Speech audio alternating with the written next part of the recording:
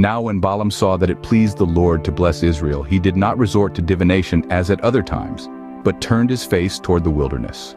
When Balaam looked out and saw Israel encamped tribe by tribe, the Spirit of God came on him, and he spoke his message.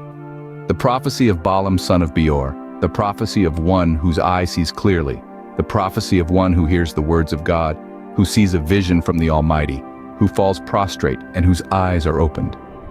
How beautiful are your tents, Jacob, your dwelling places, Israel. Like valleys they spread out, like gardens beside a river, like aloes planted by the Lord, like cedars beside the waters.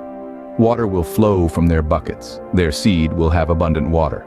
Their king will be greater than Agag, their kingdom will be exalted. God brought them out of Egypt, they have the strength of a wild ox.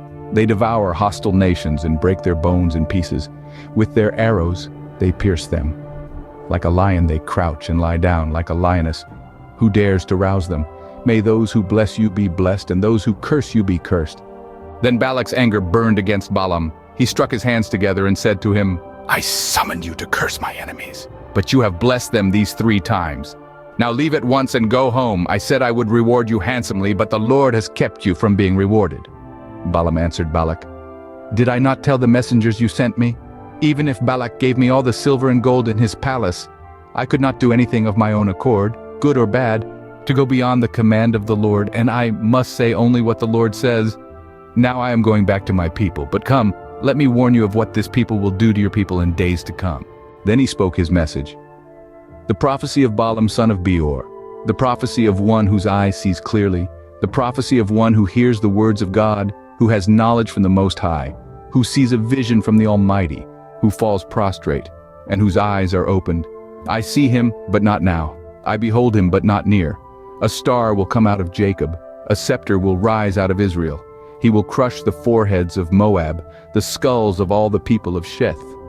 Edom will be conquered. Seir, his enemy, will be conquered, but Israel will grow strong. A ruler will come out of Jacob and destroy the survivors of the city. Then Balaam saw Amalek and spoke his message. Amalek was first among the nations, but their end will be utter destruction.